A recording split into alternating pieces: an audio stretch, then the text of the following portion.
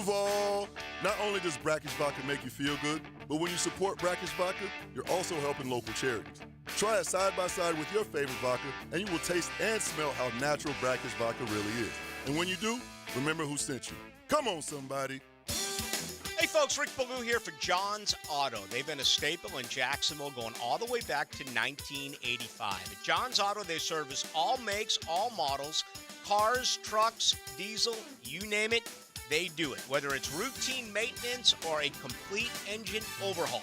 Call John's Auto on Arlington Road. That's 904-743-3857 or go to johnsautomotivejacks.com. 1010XL is presented by Farah and Farah, the official personal injury law firm of the Jaguars. Protecting you and your family. Call 396-5555. Jacksonville. The sports world keeps spinning, and the local conversation continues. Now, Hacker After Dark on 1010XL. And a very good Friday evening to you, Jacksonville. It is Hacker After Dark, 1010XL 92.5 FM with Dylan Denmark. The Hacker Ryan Green with you as we close out the week here on 1010XL. What a week it's been. NBA playoffs, the NHL playoffs, a 4-overtime game last night where the Florida Panthers won about 1 a.m. this morning to take a 1-0 lead over the Carolina Hurricanes. There's a lot of Major League Baseball news going on, but of course, first and foremost will be college football and the National Football League as the Jacksonville Jaguars get on the field on Monday for the first round of OTAs. They got about 4 weeks of OTAs. They then have a veteran minicamp if they have it. Remember last year, Doug Peterson gave them veteran minicamp off, but they're scheduled to have veteran minicamp middle part of June, and that's it. They'll take about 4 to 5 weeks off after that, and then it is training camp time in just over 2 months. We got a ton to do tonight until 10 o'clock to close out the week. We're glad you're with us. Coming up in about 20 minutes, a little less than 20 minutes, Cody Benjamin, CBSSports.com. Let's talk Jaguars. Let's talk AFC South. Let's talk lack of respect when it comes to Jacksonville. More on that in a moment. Coming up in about 40 minutes or so, Matt Hayes. You hear him every day on XL Primetime. You read him at SaturdayDownSouth.com. Always love catching up with Matt about once a month or so during the offseason. We'll talk a little Florida, a little Georgia. Will Kirby Smart ever get bored with winning? It's happened in college football. Guys want a different challenge. Maybe it's going to the NFL, going to another high-profile school. Could that ever happen with Kirby Smart? We'll talk about that. We'll also talk about the ACC and where they go from here, as half the schools reportedly want out of the conference. They cannot get out based on the way the contracts are written. So, Cody Benjamin, CBSSports.com, Matt Hayes of XL Primetime, a little NFL ball, a little college ball coming up here in hour number 1. But we will begin with the National Football League. Every night here on Hacker After Dark, we do give you a big deal of the night and Dylan Denmark. Let's do that right now. Time now for the big deal of the night. What's the big deal? What is the big deal? No big deal. It is a big deal. On Hacker After Dark. So, it's a rite of passage for Jaguar fans and even some Jaguar media. I'll throw myself in the ring there to get our feathers ruffled a little bit when the Jaguars are talked poorly about outside the city of Jacksonville, whether it's national media, television shows, podcasts, etc. And the reason I bring that up is, boy, have you seen the lack of respect coming to Trevor Lawrence and the Jaguars over the last couple of days? I guess it started when I was on the cruise about a week and a half ago. Kyle Brandt, NFL Network, Good Morning Football.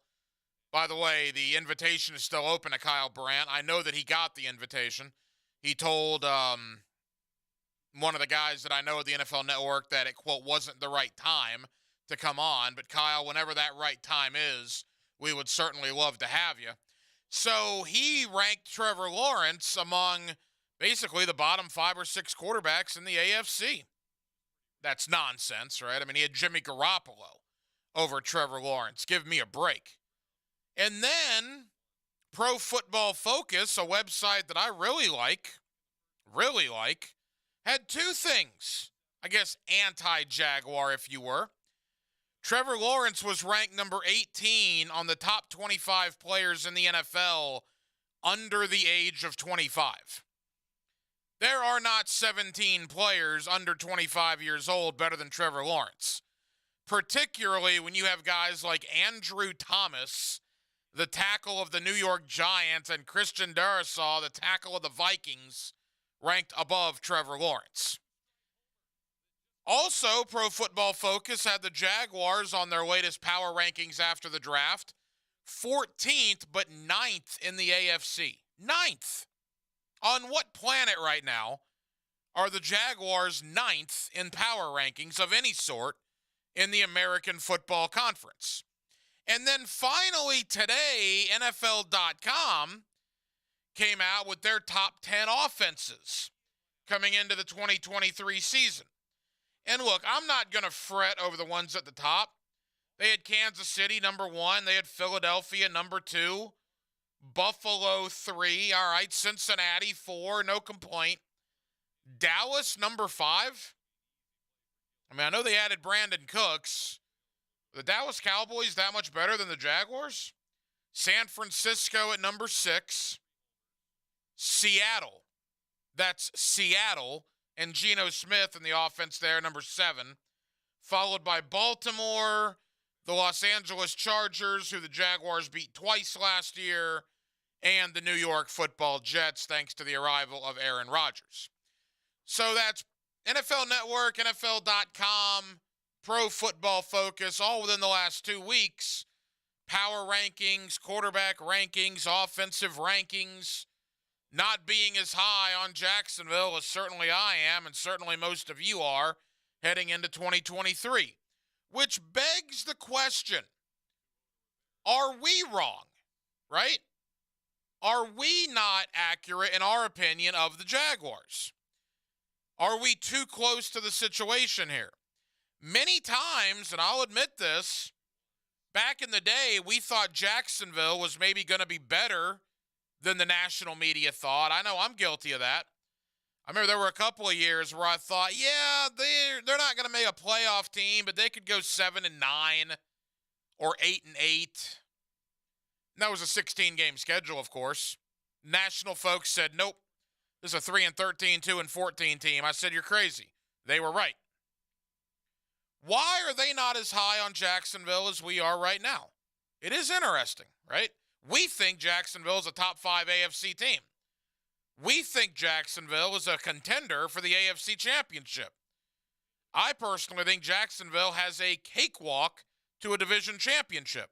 Yet, a lot of national folks, according to these lists, don't think so. It'll be curious as these preseason magazines start coming out, more prognostications start coming out, what the opinion is on Jacksonville outside of Duval County. Because right now, it appears the opinion on Jacksonville outside of Duval County is not near as high as we are on the Jaguars heading into 2023. Of course, OTAs, again, for the Jaguars do begin on Monday. Let's talk a little NFL, little Jaguars, AFC South, and more. Cody Benjamin, CBSSports.com. He's one of our guys here on Hacker After Dark. We'll talk to Cody about the Jaguar offseason, the outlook for the division, and more. He's next on a Friday night here in Jacksonville, Florida. It is Hacker After Dark right here on 1010XL and 92.5 FM. Your home for Florida Gators play-by-play is 1010XL. It's a fight to keep pace in the SEC race. Number 4 Florida at number 19 Kentucky tonight, and the regular season finale tomorrow afternoon on 1010 AM. Hey folks, Rick Ballou here for John's Auto. They've been a staple in Jacksonville going all the way back to 1985. At John's Auto, they service all makes, all models, cars, trucks, diesel, you name it, they do it. Whether it's routine maintenance or a complete engine overhaul. Call John's Auto on Arlington Road. That's 904-743-3857 or go to johnsautomotivejacks.com. What if you could be credit card debt-free in 10 days and save as much as $1,000 a month? Loan Pronto's all-new Express Equity Line of Credit program is just what you need. Hey, it's Prosser here. You don't have to do a full home refi. You can tap a small portion of the equity you have and enjoy a super low monthly payment. With Loan Pronto's Express Equity Credit Line, you can close in 7 to 10 days, and a $50,000 loan will only cost you around $400 a month. Use that money and pay off high-interest credit cards or do a home improvement project. You can access up to 90% of your home's equity, and 9 out of 10 homeowners won't even need an appraisal. So even if you did a total refi recently or just bought your home, you can tap the equity with this fast, easy program. Stop the madness. Say no to 24% interest fees. Call Loan Pronto today. 904-999-1508. That's 904-999-1508. Or as always, you can visit loanpronto.com. Equal housing lender, NMLS 1661781, subject to lender approval. When you get nachos, tacos, empanadas, spicy queso with jalapenos, Pepto-Bismol's there. Pepto-Bismol provides fast, effective relief from nausea, heartburn, indigestion, upset stomach, and diarrhea. All the things that can happen unexpectedly on vacation. So before you travel, pack the Pepto. Pepto-Bismol. When you have nausea, heartburn, indigestion, upset stomach, diarrhea. Use as directed. Keep out of reach of children.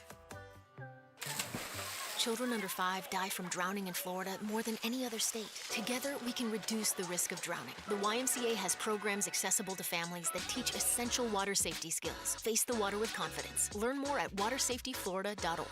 This date in sports history is brought to you by Southeast Orthopedic Specialists. On May 19, 1909, in his first defense, Jack Johnson fights Philadelphia Jack O'Brien to a no decision in 6 rounds to retain his world heavyweight crown.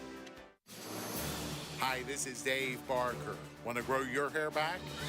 IHRS, right here in Jacksonville, is the only hair transplant clinic in the Southeast to offer multi-unit hair grafting and the 45-minute PRP treatments. Grow your hair back. Call now for a free in-person evaluation. 904-777-IHRS, 904-777-4477, or visit hairforme.com. Looking for a mouth-watering lunch that won't leave you feeling heavy? ABBQ's lunch menu features our famous prime brisket dip served on French pastry signature bread. But we also offer lighter fare, including 4 salads to choose from, our house-made chicken salad, our smoked turkey sandwich, and here's the best part. You can add any of our smokehouse meats to our signature salad, so come on down to ABBQ for lunch today and enjoy a meal that's both delicious and guilt-free. Yum. ABBQ, meet and drink with us. Everyone seems to be in a time crunch these days. Well, don't forget you can always count on the cold case at Daly's. Always convenient, always cold, whether it's the king of beers, Natty Light, Stella, or Cigar City, or Goose Island, or Bud Light Seltzer. Dash into Daly's and grab one to go. If you're often tired, have trouble exercising, or your heartbeat feels irregular, you might have atrial fibrillation, or AFib. Left untreated, AFib can put a strain on your heart and increase your risk of a stroke. But the new Heart Rhythm Center at Baptist Health can help. With the latest treatment options for heart disorders like AFib, our team of specialists can get you feeling stronger again. Learn more at baptistjacks.com/AFib or call 904-202-2342. Hey everybody, it's Mike Dempsey. Obviously, the summer temperatures are already here, and if you're like me, you want that oppressive Florida heat to stay outside the house. That's why I'm such a fan of Pella Windows and Doors. By now, we know that windows are the #1 way that heat gets in and the cold gets out. So when you're ready for the stylish design and energy efficiency that comes from Pella Windows and Doors, we invite you to visit their showroom on Phillips Highway next to Tesla or find them online at PellaJacks.com. Allentown Mortgage gives you both a fast online application process and an expert mortgage advisor to get you the best mortgage at the most competitive rate in the nation. You can be a number at a big box bank and spend weeks filling out paperwork or call Allentown Mortgage. Eric summed it up in his 5-star Google review. Allentown knows the mortgage industry. When the big boxes say no, they say yes. The whole process went very smoothly. Get the mortgage experience you want. Go to AllentownMortgage.com. That's AllentownMortgage.com. NMLS number 103917, 4810 Executive Park, Jacksonville. 1010XL is presented by Farah & Farah, the official personal injury law firm of the Jaguars. Protecting you and your family. Call 396-5555. Jacksonville. Hacker After Dark on 1010XL. back here on 1010XL and 92.5 FM in the city of Jacksonville. We are glad you are with us. Jaguar rookie minicamp in the rearview mirror. They are on the field next week for OTAs and minicamp, just a little over a month from right now. With that, let me welcome in my friend Cody Benjamin of CBSSports.com. He's always kind enough to join us here on 1010XL in Jacksonville. Cody, how you doing? I'm doing well, Ryan. It's a pleasure to be back talking with you. Hey, Cody, always appreciate the time. Know you guys are busy this time of year. And, all right, the last time you and I talked was right after free agency. Since then, the Jaguars drafted 13 guys in the draft. There are a bunch of new quarterbacks in the AFC South. I want to get to all that. But by and large, Cody, the offseason in the rearview mirror, OTAs begin next week. In totality, how would you assess what the Jaguars have done here over the last 3 or 4 months? Yeah, it's, I think that I would say they're one of the most interesting teams as far as, there was activity, certainly. You mentioned, over a dozen players drafted. Obviously, they retained some key players. They lost some others. But in terms of, you look at all 32 teams, to me, they're such an interesting one because I feel like their biggest addition, it was one that came last year. Obviously there's been a lot of talk about Calvin Ridley, how he's going to fit into the offense, slotting him as the new number one target, opposite Christian Kirk for Trevor Lawrence. And I still feel that way. I think that, the priority ever since Trevor Lawrence's arrival has been building the right supporting cast for him, making sure he has enough protection, enough weapons. And I think that, this offseason, the weaponry didn't change a whole lot. They retained Evan Ingram, but Calvin Ridley's arrival last year at the trade deadline, I still think that looms large as this big X factor for this season. But I do have, I think there's some fair questions to be asked about the offensive line. I think that the weaponry is good. It's really good. It's a lot of foundational ascending pieces, at running back, at receiver, at tight end.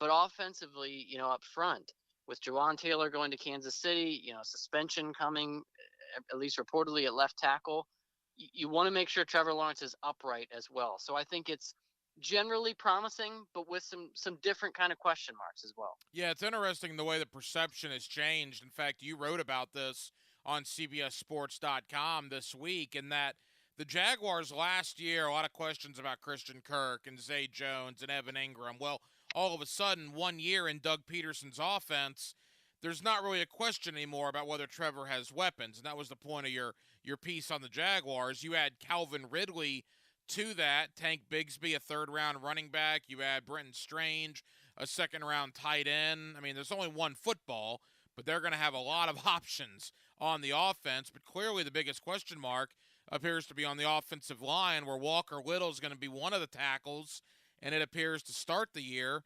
first-round rookie Anton Harrison's probably going to be the other one.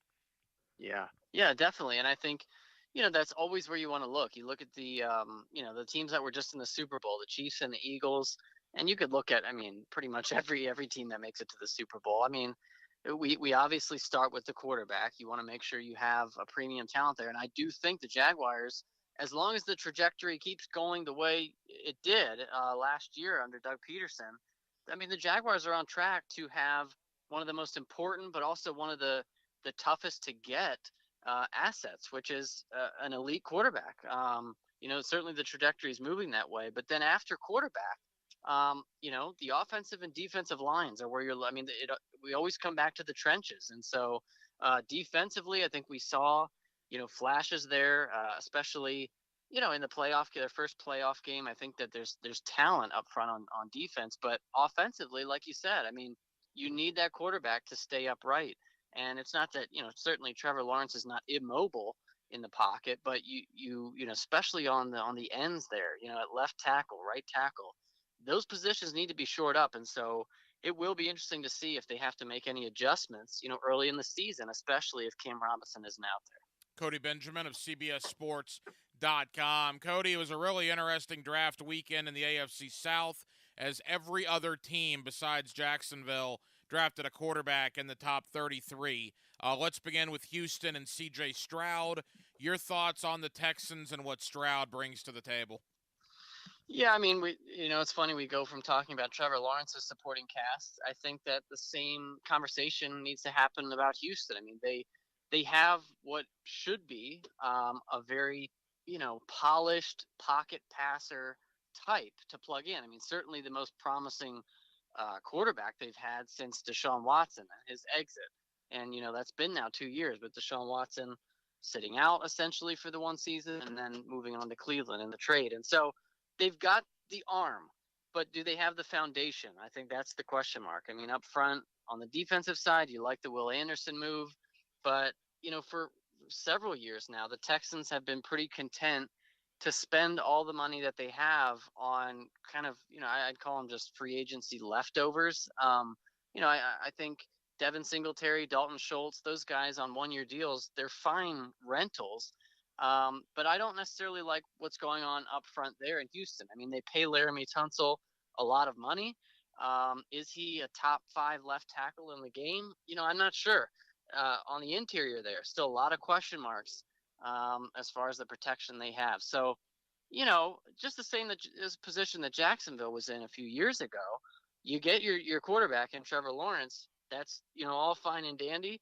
But it takes time to build up that supporting cast. We see some of these teams, when you're able to kind of make the move for a young quarterback already having a playoff caliber roster in place. I mean, that's hard to do. But you look at teams like the Chiefs, the Bills, those teams that they had playoff rosters already built. They just had the opportunity to move up and get their quarterback. That's not the case in Houston. I mean, they still need that supporting cast. First-year head coach, rookie quarterback in Houston. Same situation, Cody, it appears, in Indianapolis with a first-year head coach in Shane Steichen. Now, is Gardner Minshew a placeholder for Anthony Richardson? The Jaguars are going to take note of that because that's the season opener for the Jags in Indy. And then, interestingly enough, the Jaguars play the Colts a second time in Week 6. So the Jaguars and the Colts are done on October 15th with 2 games in the first 6 weeks. What's your thought on Indianapolis, Cody? Do you think it'll be Anthony Richardson from day one, or does Gardner Minshew maybe start the season for them? Well, I mean, in an ideal world, I guess, Shane Steichen might like to have Gardner Minshew out there because he knows the system coming from Philadelphia with Steichen. You don't have to rush Anthony Richardson out there. But at the end of the day, I think that once they get him on the field, even if the passing is not polished, I think it's going to be hard to look at him out on the field. His size, his just raw athleticism. I think it's going to be hard to keep him off the field. I mean, I think he will be. You've got ownership publicly, already applying the pressure to get him out there. And I think that, again, I'm not saying it's, Gardner Minshew couldn't be out there week 1. I just think if I had to bet now, it would be Richardson, in part because, last year we saw Justin Fields, not a great setup there in Chicago, still very erratic as a passer. And yet he did keep the Bears in quite a few games, solely because of his legs. And I think Anthony Richardson, I think guys who can really move in a dangerous way, a Justin Fields, a Lamar Jackson, those guys, their floors as quarterbacks are a little higher than I think we realize, just because they can extend and create plays even when they can't throw the ball. And so, I would say right now I would count on Anthony Richardson being out from day one. Couple of more for Cody Benjamin of CBSSports.com. Cody, finally, let's go to Nashville and talk about the Titans. And I'm not sure if it's a rebuild, a retooling, whatever verbiage you want to use. They seem to have gone young in free agency, yet they still have the gigantic contracts of Ryan Tannehill and what appears to be at least a starting-to-age Derrick Henry, both of which are on the last year of those big-time contracts. So they draft Will Levis. They still have Tannehill there. What do you make of what they're doing in Nashville? Yeah, I mean, I think they're the team that I'm probably most, I guess, down on in the AFC South. I mean, you always, again, we're coming back to the, I guess, the infrastructure. I mean, Mike Vrabel keeps those guys competitive all the time. But quarterback, weapons, offensive line, I think there are question marks at every spot there for Tennessee. And, you mentioned, I mean, it sure seems like, not entirely dissimilar to a team like the Vikings where you've got, a competent but, more serviceable than special quarterback, and expensive contracts at some of these positions. They seem to be in a bit of a holding pattern. I mean, I think that with new management there, a general manager, I think that they're looking toward the future. Certainly, you don't move up to take a quarterback 33rd overall if you're not if you don't have an eye on the future. But Will Levis, again, even if he were to take over for Tannehill, there's who is he throwing to?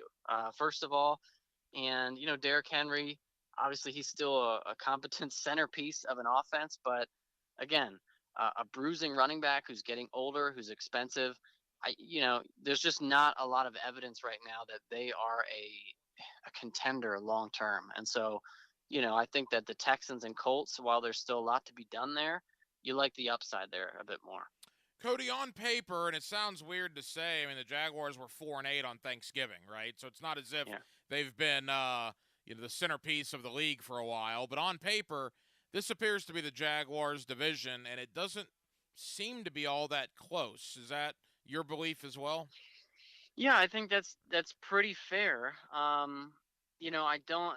The Colts and the Texans just seem like they're at least. I mean, because they're essentially resetting this offseason. It sure seems like, unless Anthony Richardson comes out and just totally exceeds expectations as a passer, and unless Dalton Schultz and Robert Woods, all of a sudden are reverting to the peak of their careers for C.J. Stroud. I mean, those teams just feel like at least a year or three away. And so that leaves the Titans. And again, Mike Vrabel has gotten probably more out of that roster than he should have been over the last few years. But I don't trust, I guess, Ryan Tannehill to either stay healthy or productive with that supporting cast right now. And so, yeah, you just like the leadership Doug Peterson brought. You like the all the tools that Trevor Lawrence has. You like the Calvin Ridley addition to an already probably underrated receiving core there.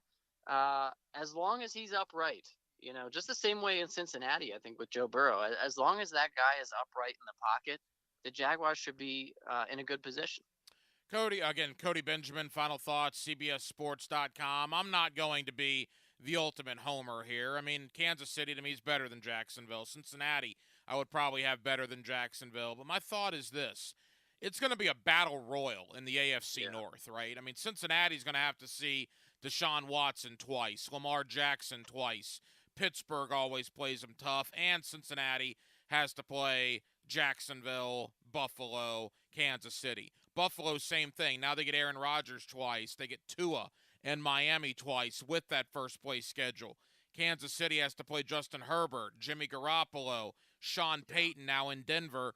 And then Jacksonville. Look, again, I don't think they're as talented as Kansas City or Cincinnati, but I do think the division in and of itself may make Jacksonville more in play for maybe that 2 or 3 seed in the conference because the other teams may be eating each other midway point of the year. What's your thought on that?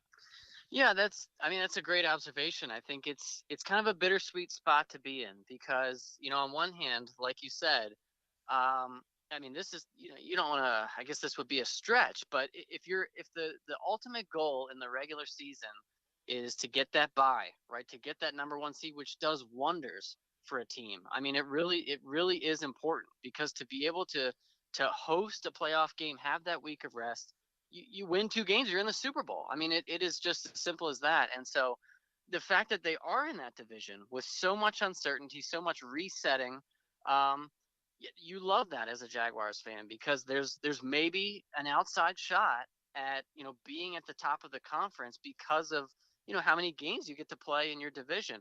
On the flip side, you're not in the NFC where and injuries can happen.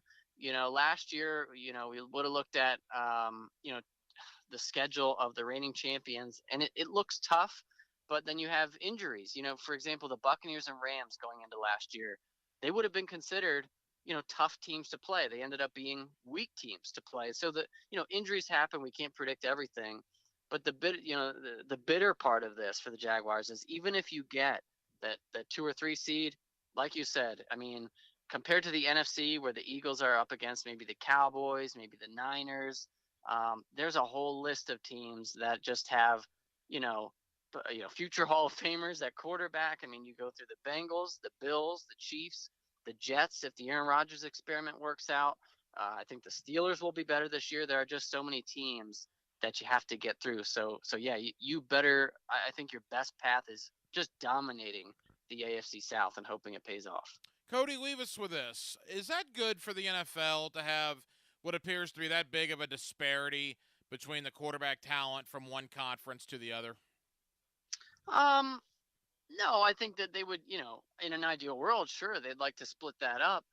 But I think just having elite quarterbacks in general, whether they're stuffed in the AFC or split evenly, I think that's good. I mean, people are going to tune in regardless. I think obviously there's going to be a little more attention on the AFC, especially with Aaron Rodgers over there now, with Sean Payton guiding the Broncos and Russell Wilson.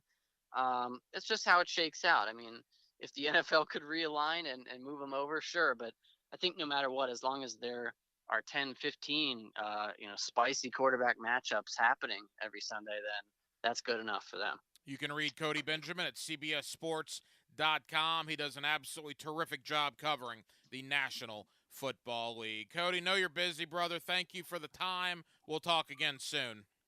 Thanks so much, Ryan. I appreciate it. Always appreciate Cody Benjamin here on Hacker After Dark. Again, you can read him at CBSSports.com. And, yeah, look, the Jaguars clearly on paper appear to be the best team in the AFC South. And we talked about this, right?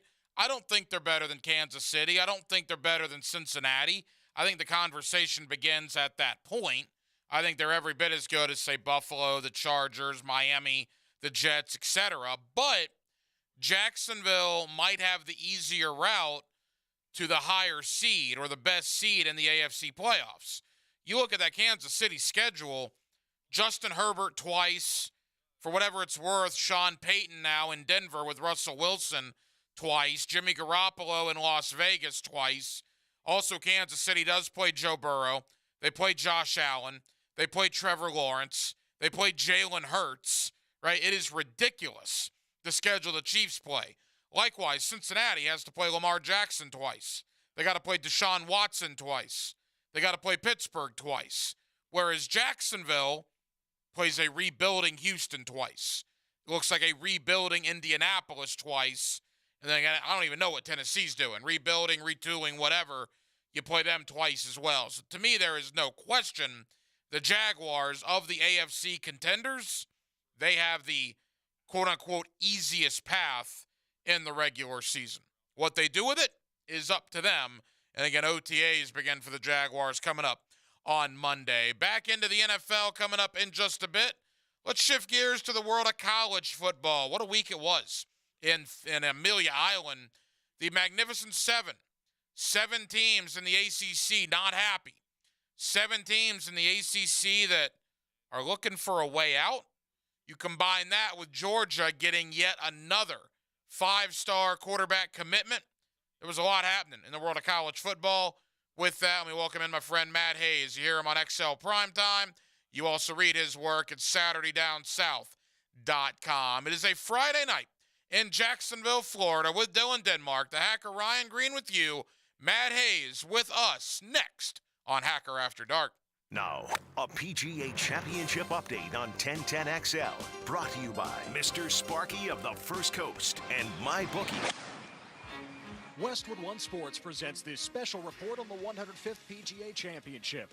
Oak Hill bites Bryson DeChambeau to wrap up the second round. Bryson for his par save.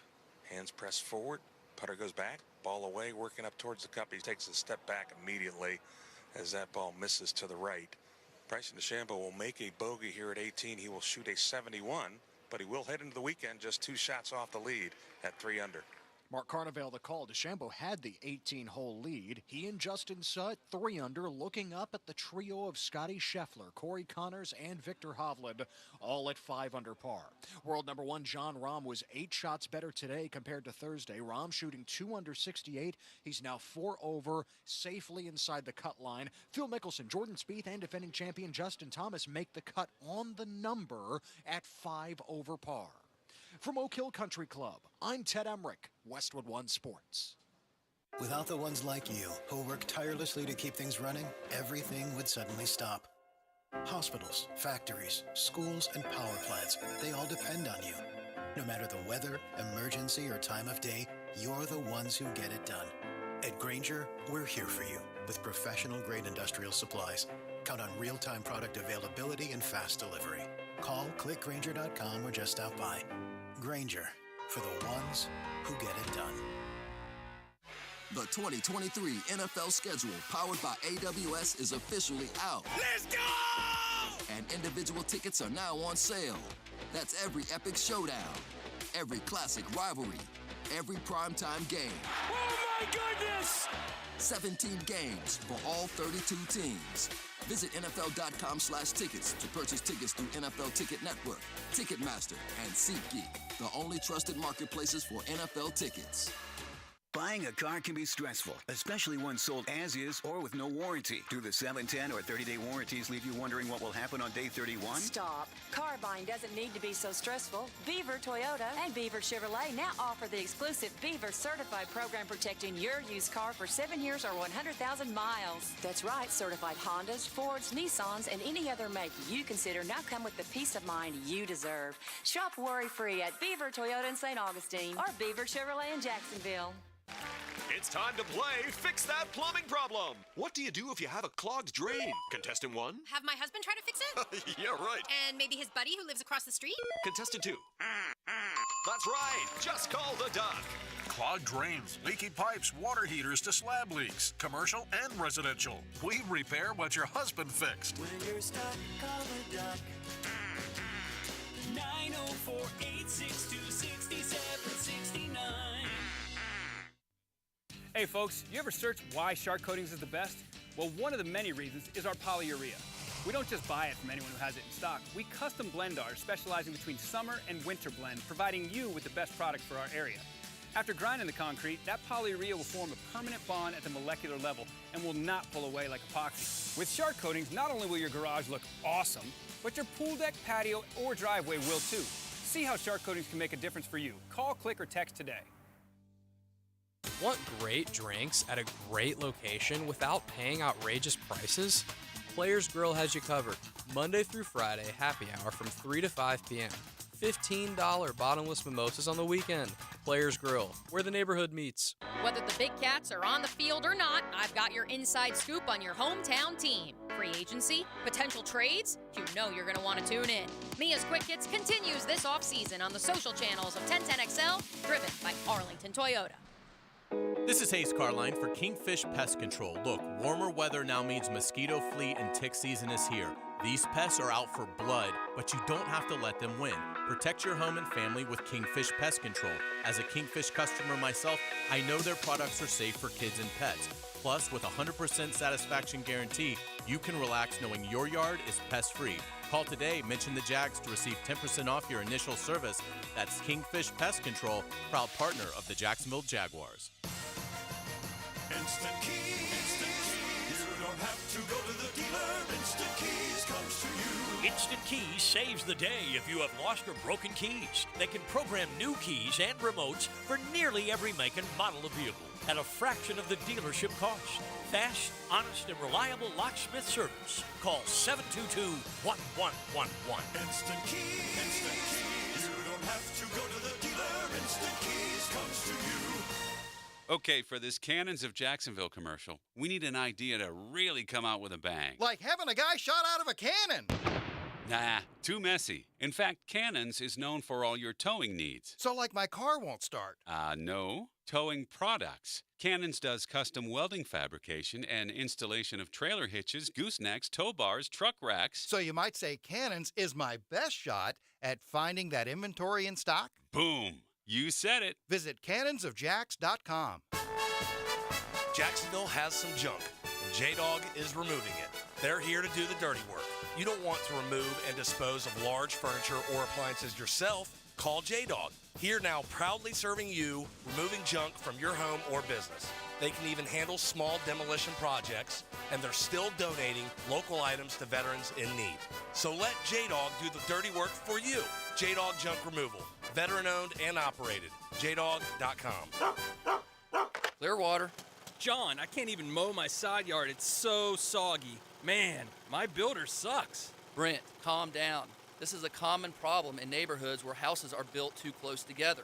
You need gutters and a properly installed French drain that will soak up subsurface water. We can completely dry it up. So I can take my builder off my speed dial now, huh? Yeah, we got you, buddy. Let that builder bitterness go. Clearwater irrigation and drainage too. It's a unique gift idea and a popular way to add fun and personality to any wedding environment. Mystic Cornhole Company builds custom, high-quality boards right here in Jax. Visit the shop on Phillips Highway or check out their designs at mysticcornhole.com. Beaches Jewelry and Pawn is ready to help. If you need extra cash or a quick loan, Beaches Jewelry and Pawn has cash in hand. They also love to buy items of value. They need gold, silver coins, and flatware, jewelry, guitars, and of course, guns. Mark Watson with Hardball Creative. What's better than beer? Cold beer. Put your company logo on a custom koozie.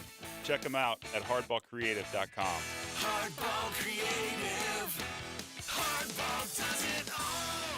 1010XL is presented by Farah and Farah, the official personal injury law firm of the Jaguars, protecting you and your family. Call 396-5555. Jacksonville. This is Hacker After Dark on 1010XL. Back here on 1010XL at 92.5 FM in the city of Jacksonville. We are glad you are with us. The middle portion of May means preseason magazines a couple of weeks away from hitting newsstands. But unlike some years, there's a lot of news right now in the world of college football. A lot of things swirling with that. Let me welcome in my friend Matt Hayes. You hear him every day on XL Primetime. You also read his work there at SaturdayDownSouth.com. Matt, how we doing, man? Hack, are you still a preseason magazines guy? There is time. I mean, I love Phil Steele. I do love Phil Steele. I know his comes out a little later. I used to always get Lindy's and Athlon's. Yeah. But to me, I guess, Matt, when the magazines come out, we're just getting that much closer to the year. I don't know if I necessarily buy them every year, but I do appreciate the fact when they come out. They used to be a really big deal like 10, 15 years ago. Right. Remember that? I mean, it was like literally you couldn't wait.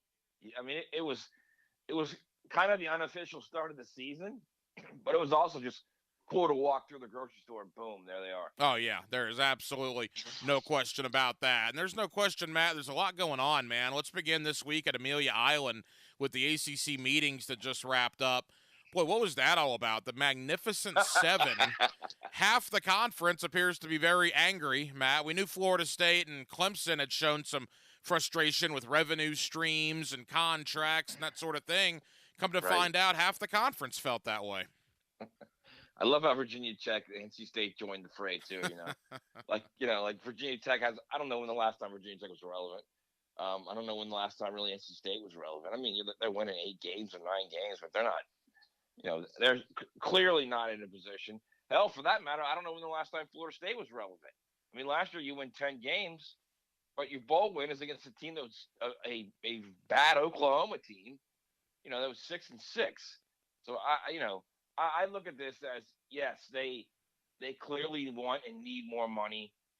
They look at the SEC and the Big Ten starting probably in 2024 around 70 to 80 million, and in 3 or 4 years after that, by like 27 and 28, I think the SEC is expected to make somewhere around close to 90 million annually, which is just crazy considering that the ACC will be somewhere around 42 or 43. So they're about half. They're about half of what those guys make, and it's a competitive imbalance.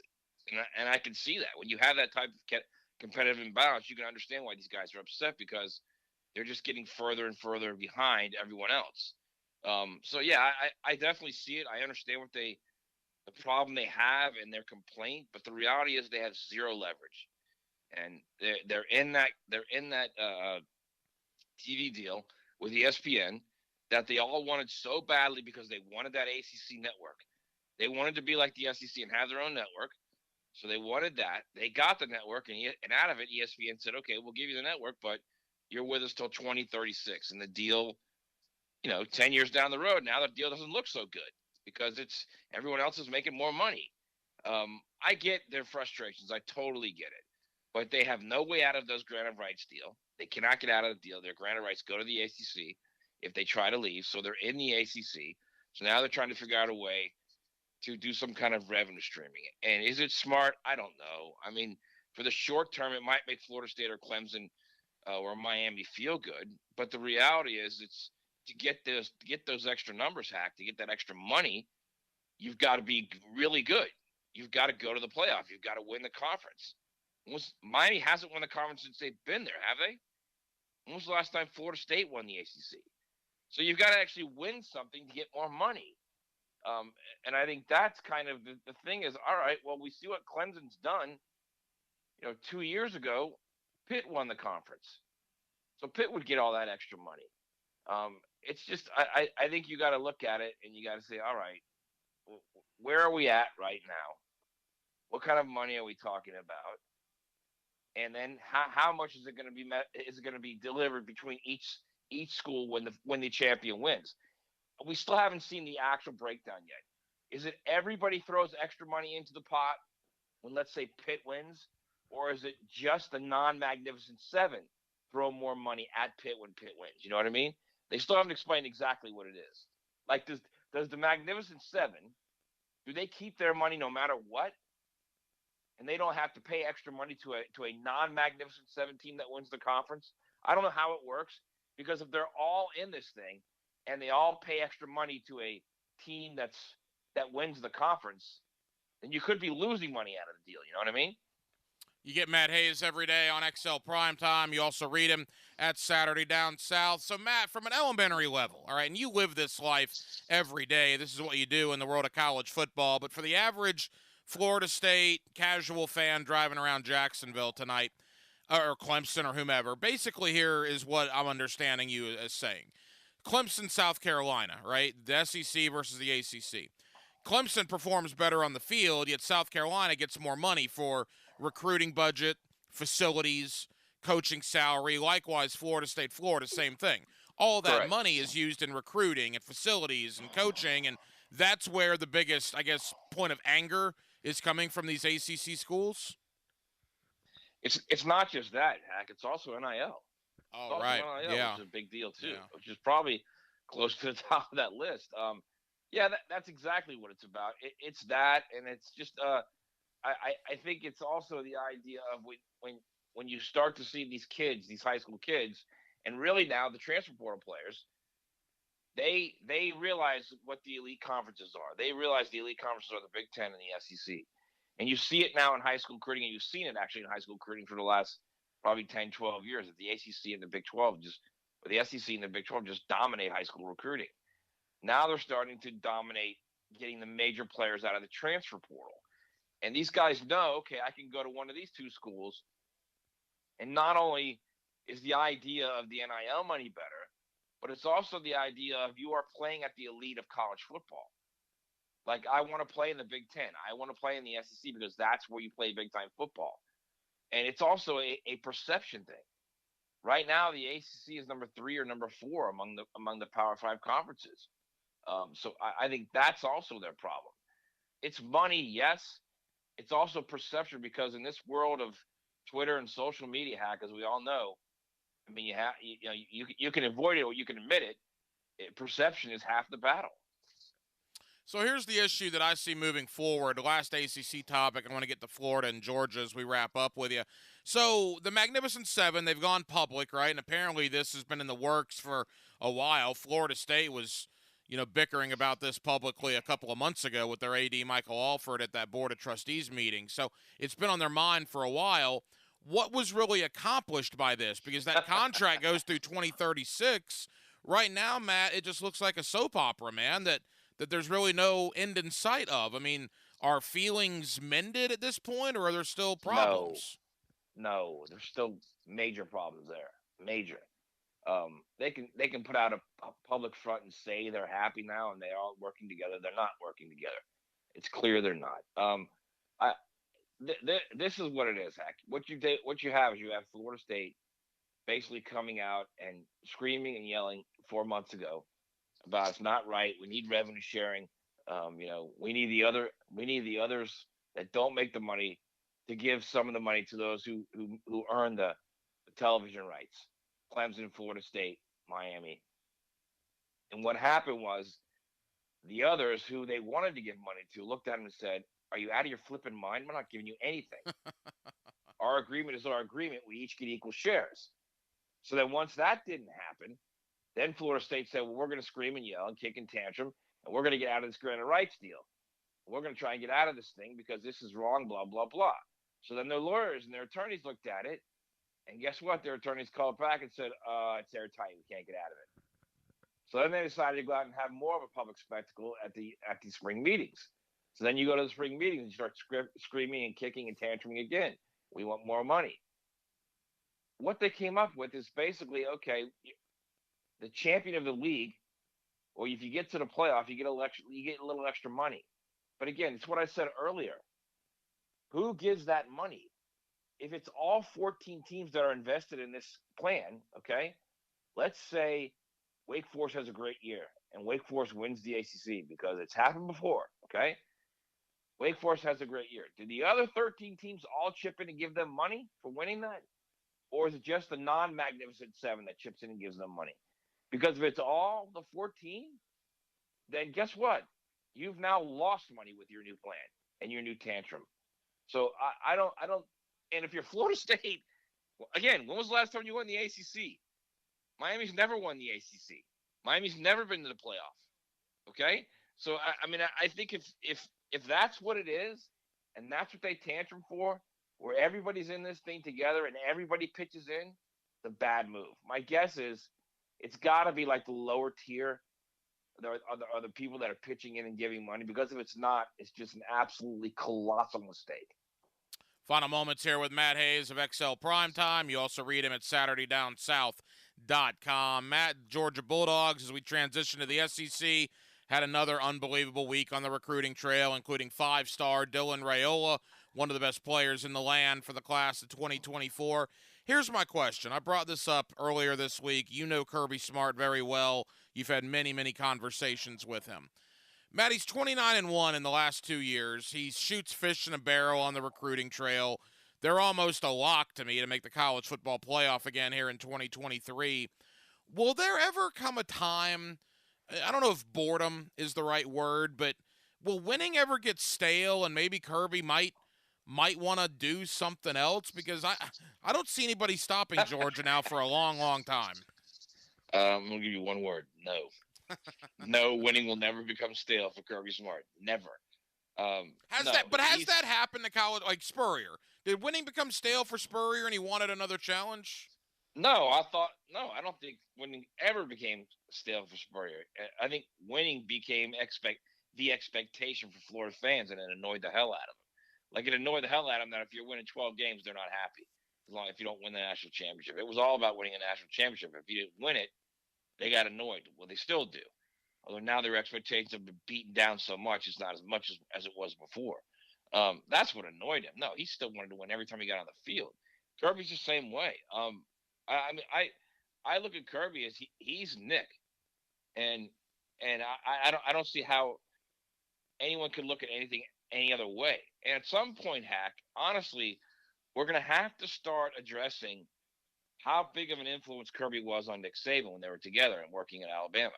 How much of an influence Kirby Smart was on that Alabama program winning those national titles. Because I don't know how you can look at it any other way. The reality is in 2017, they blew that national championship game. They blew a big lead against a freshman quarterback who came in after the first guy, Jalen Hurts, didn't play well. Or they'd have 3 national titles right now. So it could be a lot bigger than it is at Georgia. They're getting the best players, Hack.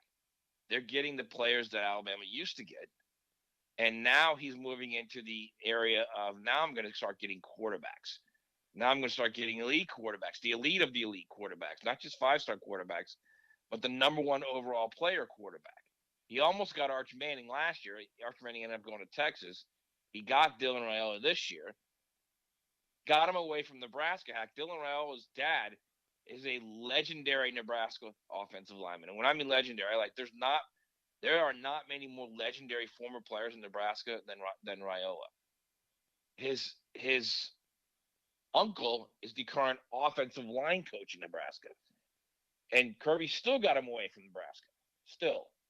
So I think if you look at what he's done and how he's recruiting and how he has that team, this is the key too, Hack.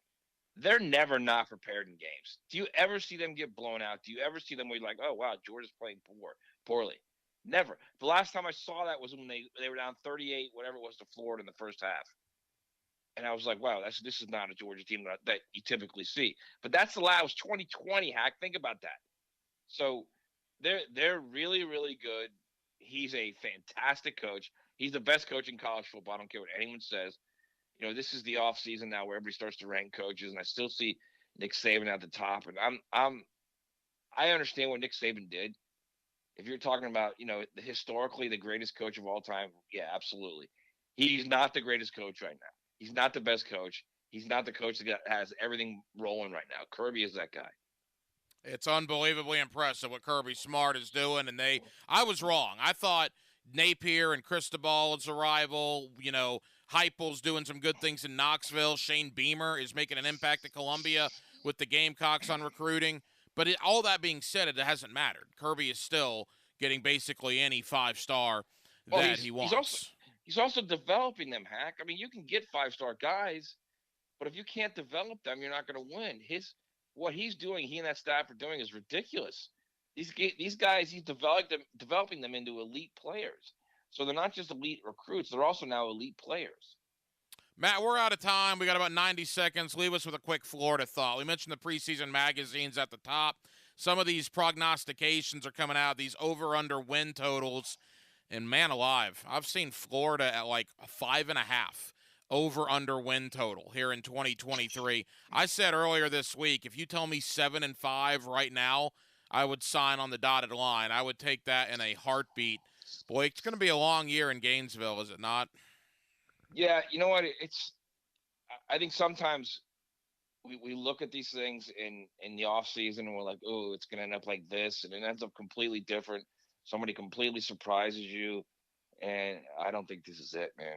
I don't, because look, the game is about the quarterback and your quarterback play, and how you and the production and the smart production and the ball security you get from that position. That's how you win games right now at any level, not just college. You know, high school, college, NFL. It's all about that position. And you've got a guy who's proven he can't hold on to the ball, who turns the ball over, and also is not a guy who can take over a game. So then you say, all right, so let's just run the ball and play defense. Okay, so now you're going to play like Wisconsin in the SEC. How's that going to work out for you? You're going to play like Wisconsin in the SEC, okay? Without Wisconsin's offensive line, without Wisconsin's history of power running, you're going to run out of the shotgun and run zone read stuff in the SEC and try and win. All right, and then you got to play defense. You got to play defense with a defense that for the last 3 years, historically, the worst stretch in the history of the program. So you're going to play defense with that defense and a new defensive coordinator. So that's your game plan going into the season. It's not, I mean, it doesn't look good. I will say this, and I keep saying this on primetime, and I keep writing it as well. I think he's the right guy. I think Billy Napier's the right guy. He had a really good recruiting class this past February. You know, they completely wrapped it up. He's got another one, really a much better one actually going in 2024. He's going to get dudes there, and that's how you win games. But, boy, at some point, if you hit year 3 and they still have problems at quarterback, let me tell you something. Will Muschamp recruited his ass off at Florida. Couldn't figure out the quarterback position. If you can't figure out that position, you are not going to succeed at Florida. Simple as that, period. It's well said. Hopefully DJ Lagway, Austin Simmons, the guys that he has come in 2024 and 2025 can calm the waters, but it might be a very long 2023. Think about this, Hack, real quick. I mean, Muschamp got Jeff Driscoll, a 5-star. You got Will Greer, a 5-star. Now, Greer hurt his back lifting weights the first year, so that probably hurt him as much as anything because he couldn't play him that year.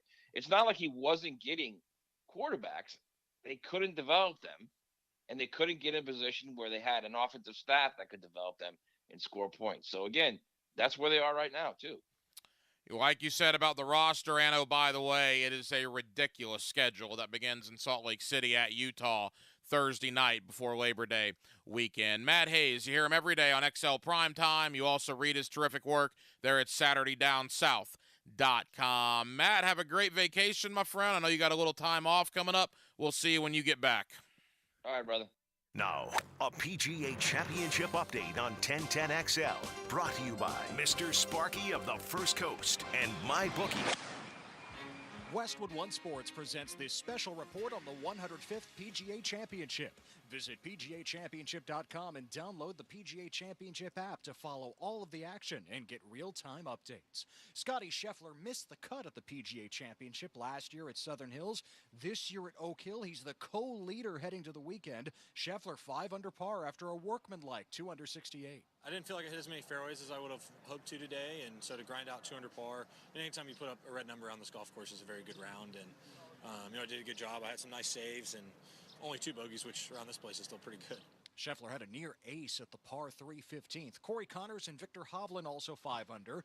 PGA Championship rookie Justin Suh and former U.S. Open champ Bryson DeChambeau 2 back at 3 under par. Michael Block, one of the 20 PGA professionals in the field, is in the top 10 at even par. He charges $125 for a 45-minute session. Rate might go up. From Oak Hill Country Club, I'm Ted Emmerich, Westwood One Sports. My PTSD when I came home was pretty bad. You come into civilian life and you just don't fit in anymore. But something extraordinary happened in my life. PGA home. Playing with the veterans and being together, that's our safety zone. The one thing that we're missing in civilian life, where do we fit in again? And that would be PGA home.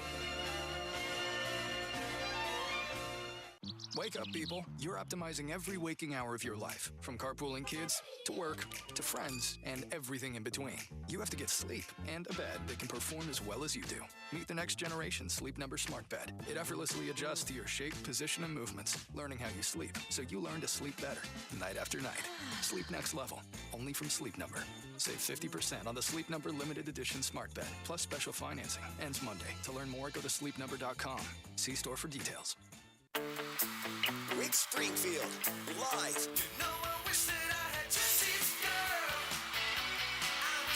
17 top 40 hits.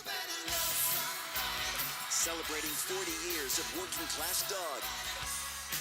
Friday, May 26th, the Thrasher Horn Center. Get tickets at thcenter.org. Rick Springfield, live in concert. Bueller. Look, folks, I've been hearing it my whole life. But the truth is, there's never been a better time to stay cooler with Bueller. Right now, we can send a qualified Bueller technician to perform a thorough tune-up and cleaning of your AC system for just $119. We'll even include up to 1 pound of refrigerant to balance your system for peak cooling performance this summer. Now that's staying cooler with Bueller. Bueller Air. Stay cooler with Bueller. Children under 5 die from drowning in Florida more than any other state. Together, we can reduce the risk of drowning. The YMCA has programs accessible to families that teach essential water safety skills. Face the water with confidence. Learn more at watersafetyflorida.org. Are your kids ready to play this summer? Come check out the Y. Summer is a time for kids to explore new things and expand the limits of their imagination. At the Y Summer Camp, every day is a new adventure. Kids can learn about STEM, arts and humanities, athletic sports, outdoor games, and more. Registration is now open, but space is limited, and spots are filling up quickly. Learn more and find your adventure at fcymca.org. Search Summer Day Camp. This Saturday, Navy Mutual would like to salute all men and women that serve in our armed forces. In 1949, President Truman designated the third Saturday in May as Armed Forces Day due to the unification of all 5 branches of our military into the Department of Defense. Committed to the mission. At Navy Mutual, we're committed to providing high-quality life insurance to members of the military and their families. Because at Navy Mutual, our highest commitment is to you. Visit NavyMutual.org. The flagship station of the Jacksonville Jaguars. WJXL AM Jacksonville Beach. WJXL FM Jacksonville Beach. Come to Bowden Eye for all your eye care needs. Hicken here. Did you know that diabetes is a leading cause of blindness and affects up to 34 million Americans? Please don't take diabetes lightly. If you have diabetes, see your favorite Bowden Eye doc and save your vision. Bowden Eye is dedicated to the protection and preservation of the treasured gift of sight. Bowden Eye & Associates. Visit today for your personal consultation. Keeping the First Coast focused. New location now open off County Road 210 in St. Johns County. At Andy's Automotive and Truck Services, they know that your company's fleet is more than just a bunch of cars and trucks. It's your livelihood, your reputation, your pride. So when you need routine fleet maintenance or emergency repairs, Andy's offers after hours and mobile service to minimize your downtime and keep your fleet running like new. While you care for your employees and customers, rest assured Andy's Automotive will take care of your fleet. Visit the team at andysats.com.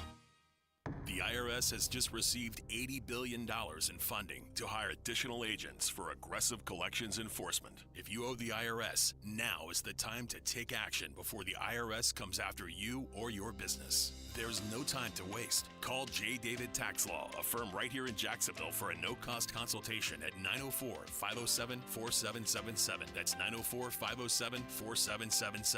Or visit jdavidtaxlaw.com. Peace of mind is only a click or phone call away. Heading to the beach, looking for eats? ABBQ has you covered. You can grab some to go on your way to the beach or order from our website and get delivery right to your beach access. But why stop there? After a long day playing in the waves, stop by on your way home. Relax in our outdoor backyard or patio. So whether you're looking for a quick bite to go or want to relax and unwind with friends and family, ABBQ is the perfect spot for your beachside cravings. ABBQ, meet and drink with us. Are you looking for increased privacy and protection for your family and pets? Look no further than Superior Fence and Rail. Superior Fence and Rail is Jacksonville's top-rated fence company, delivering the highest quality fence products. They'll treat your property as if it's their own. So get off the fence and get your privacy back. Call Superior Fence and Rail today for your on-site estimates. When you're on the fence, about a fence, SuperiorFenceandRail.com. There's a new butcher in town. We're talking a vacuum marinating, sausage grinding, take and bake siding, value pricing, full service butcher. And our name is Southern Steer. Now open in Ortega. For tasty tips and juicy breasts, choose Southern Steer Butcher. 1010XL is presented by Farah and Farah, the official personal injury law firm of the Jaguars. Protecting you and your family. Call 396-5555. Jacksonville. It's Hacker After Dark on 1010XL. 1 hour down, 1 hour to go. Jacksonville with you till 10 o'clock tonight. Hacker After Dark on a Friday. 1010XL, 92.5 FM. Thank you to my friend Matt Hayes. Coming up in the 9 o'clock hour, do you realize we are past the quarter pole, and in fact, we are getting near the 50-game mark for most teams in Major League Baseball. 50 games in for Major League Baseball after this weekend for a lot of teams. Matt Snyder, CBSSports.com. We'll look back on the first 2 months of the Major League Baseball season. Talk a little Tampa Rays. They got a win tonight. Atlanta Braves. They're playing very well. Both teams in first place. Other big items as well across the big leagues. Matt Snyder coming up from CBSSports.com. Also at the bottom of the 9 o'clock hour, we'll crunch the numbers, man. My man from Pro Football Focus, Ben Lindsay, as we'll look at the Jaguars, their draft class, the rest of the AFC South, and more from an analytics standpoint with Ben Lindsay of Pro Football Focus. It is a Friday night edition of Hacker After Dark with Dylan Denmark. The Hacker Ryan Green with you here on 1010XL and 92.5 FM. I will quickly tell you, in the NBA playoffs tonight, Game 2 of the Eastern Conference Finals. It is a big one for Boston. They're treating it as such. They have an early 9-point lead on Miami, trying to even that series. 10 minutes to go until halftime. Let's talk Major League Baseball. Matt Snyder, CBSSports.com, next on Hacker After Dark. A Baseball Radio? 1976 called. It wants its hairstyle back. Decide for yourself. Watch 1010XL on YouTube. Search 1010XL Video, all one word, to see shows, podcasts, and more. This month only, at Key Buick GMC, receive employee pricing for everyone on all 2022 and 2023 Buicks in stock and on the lot. Combine big savings with a low APR to fit any budget. We are the only Buick GMC dealership offering a lifetime powertrain warranty on every new Buick. Remember, we're the home of the no dealer markups, and remember as well to get your Buick ready for summer travel at our service headquarters. Fast and convenient. Key Buick GMC on the corner of Southside and Gate. With summer savings at the Home Depot, we'll get your kitchen clicking with top brand appliances like a new GE refrigerator with internal water dispenser for a crisp, cool glass of water every time, or a GE oven with built-in air fryer for healthier, crispier options with no preheating. Plus, with convenient shopping in-store and online at the Home Depot, your innovative new appliances are just a click away too. Save up to 30% on select appliances plus $300 off select refrigerators at the Home Depot. Pricing valid May 18th through June 7th, 2023. U.S. only. See store or online for details. Denny Thompson here.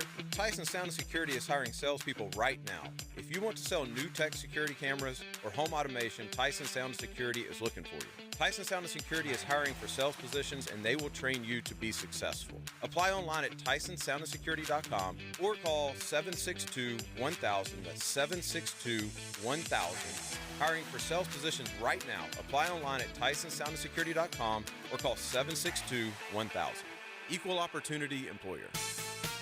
Does your home or building need painting? For over 20 years, Performance Painting has had the privilege of preserving many of Jacksonville's most prominent buildings. That said, we feel like we're just getting started. I'm Jason Parker, and our team thrives on preparing, protecting, and preserving the homes, businesses, and public buildings that make up our local landscape. Contact us today to put our years of experience to work for you. Performance Painting. Prepare, protect, preserve. Performance Painting. This date in sports history is brought to you by Southeast Orthopedic Specialists. On May 19, 1909, in his first defense, Jack Johnson fights Philadelphia Jack O'Brien to a no decision in 6 rounds to retain his world heavyweight crown. Dave Binion here with Zero Res. I love living in Jacksonville, where we have so many families who serve or have served in the military. I am so grateful for their sacrifice to keep us safe. If you have a family member who is on active duty or is a veteran, now is the time to call Zero Res. Right now, get a 25% military discount on everything we clean. That's 25% off carpet cleaning, tile and grout, upholstery, or oriental rugs. Zero Res, spelled forward or backwards, it's the right way to clean. Zero Res. Hey guys, I'm Daniel Heilman from the brand new Fourscore Golf Tavern. We do elevated food, drinks, and golf simulator fun. If you're looking for a delicious meal or maybe a spot for a client, we have lunch specials every day. Need to entertain a few people from out of town? Easy. Just reserve one of our 4 simulator bays. Lunch service starts at 11 a.m. daily. Located in San Marcos Square, we'll see you at lunch at Fourscore Golf Tavern. In my job, I never held back. I played hurt and I pushed through the pain. Sound familiar? Football legend Emmitt Smith had a reputation for just grinding through the injuries and pain over and over. That may be you. And QC Kinetics sees patients every day who are exhausted from dealing with the persistent pain. A lot of you work physically demanding jobs. You stand, you climb, you bend down, you reach up, and if you have joint pain, it takes all you got to earn a living. But it's time you know about QC Kinetics. QC Kinetics, the leaders in regenerative treatments, help relieve that debilitating joint pain without surgeries or downtime. These are natural solutions that use your body's own healing properties to give you lasting relief from the soreness and achiness. You got a job to do. I get it. But now you don't have to suffer through the pain. Check out my friends over at QC Kinetics. Call QC Kinetics, 904-274-5522. That's 904-274-5522. 904-274-5522. Monahan Jewelers is Jacksonville's source for fine jewelry and certified diamonds for 45 years. Have confidence knowing that you're buying the highest quality diamond at the best price. Monahan's has the inventory of several jewelry stores in one location with unbelievable prices. Diamonds, gemstones, and gold jewelry for every budget. At Monahan Jewelers, expect a huge inventory, great prices, expert jewelry repair, and fantastic service. Visit us at MonahanJewelry.com or call 246-GOLD for Monahan Jewelers in Atlantic Beach. Yo, yo, yo! Are you looking for the lowest price on car insurance? ET here for Australia Car Insurance. Call 1-800-CAR-INSURANCE today. Australia is your quick and easy alternative to pay less for car insurance. Switch and save money. Call 1-800-CAR-INSURANCE today. Live music is just better, right? Come on out to the Players Grill to see Crucial Taunt on Friday, May 19th. Enjoy discount cocktails while Jacksonville's hottest duo, Sean Taunton and Kristen Campbell, put on a show. Players Grill, where the neighborhood meets. 1010XL is presented by Farah and Farah, the official personal injury law firm of the Jaguars, protecting you and your family. Call 396-5555. Jacksonville. Hacker After Dark on 1010XL. Back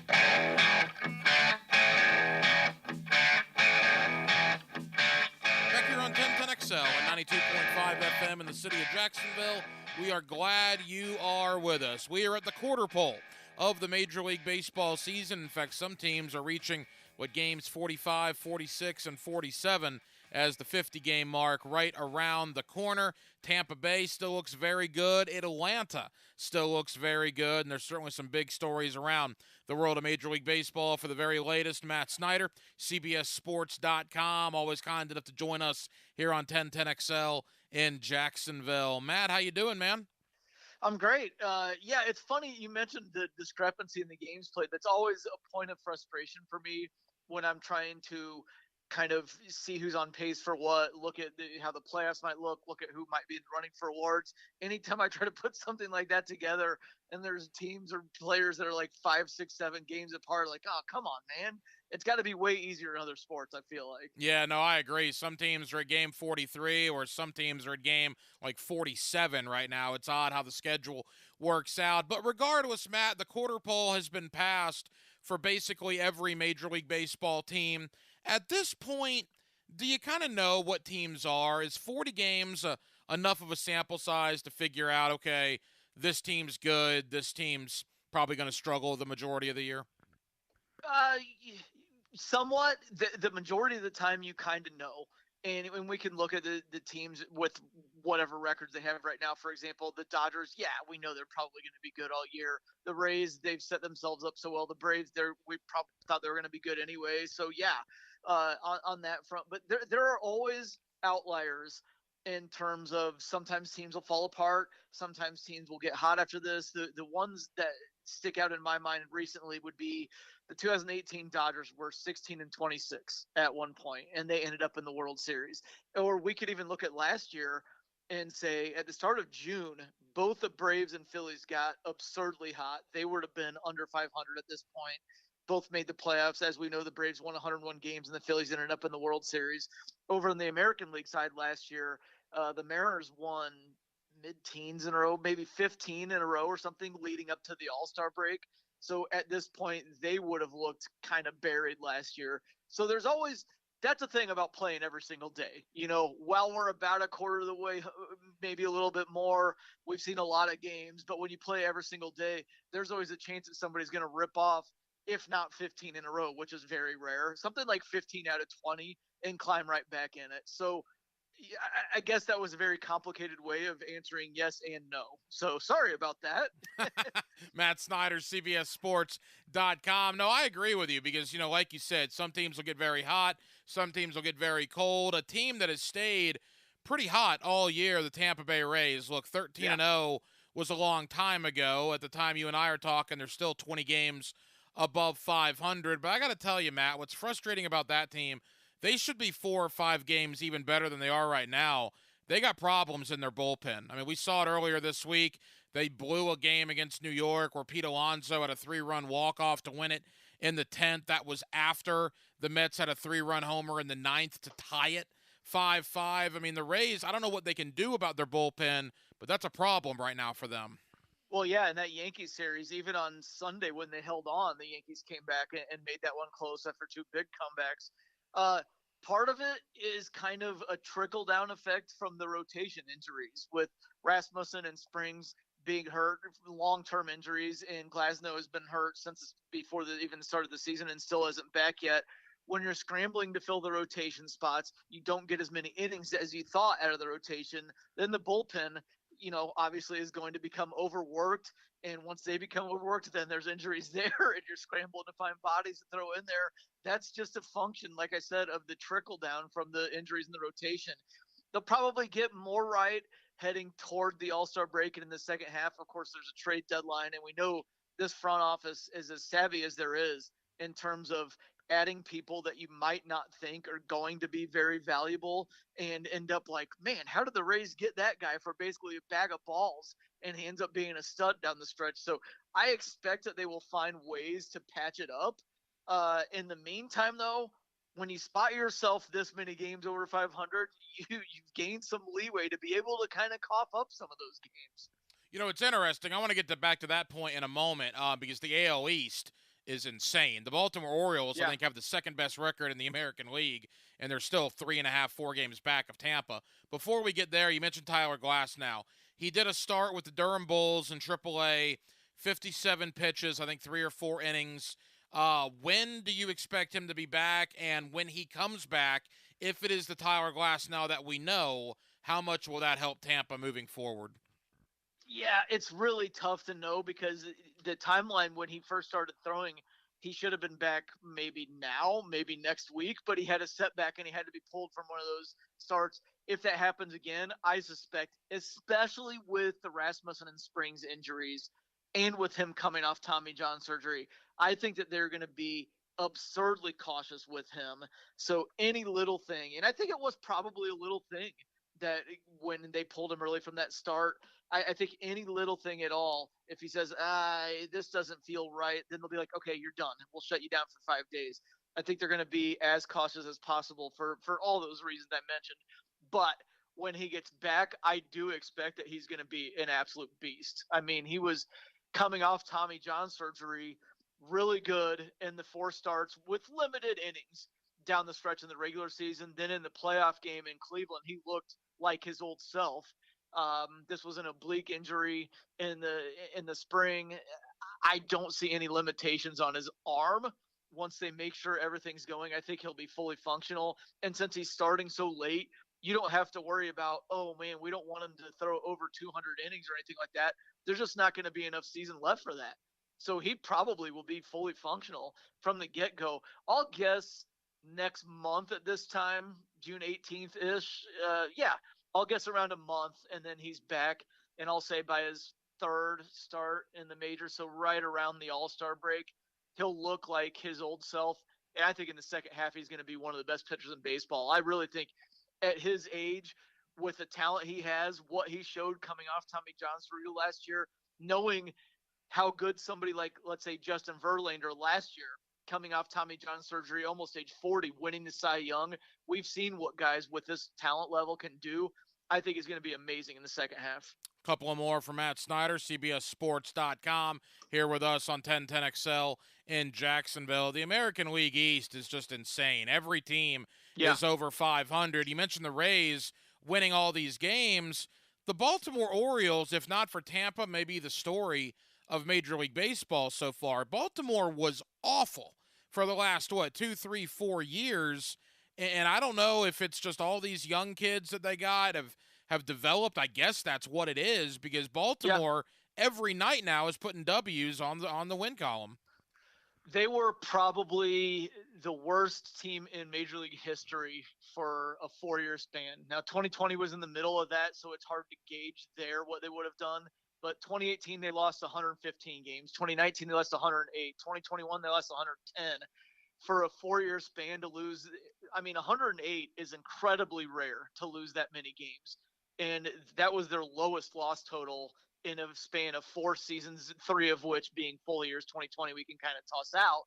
But to win 83 and 79 last year, kind of started to see the turnaround. And this year, it's just amazing. I mean, some of it, again, like you said, the development of guys like Adley Rutschman to come up and be basically a superstar almost right from the get-go. They already had Cedric Mullins and Austin Hayes and good bats like that. But one of the things that they're taking advantage of is they run the bases really well. They steal bases. And with the bigger bases and the new rules, there's an area where they can attack. They're good defensively.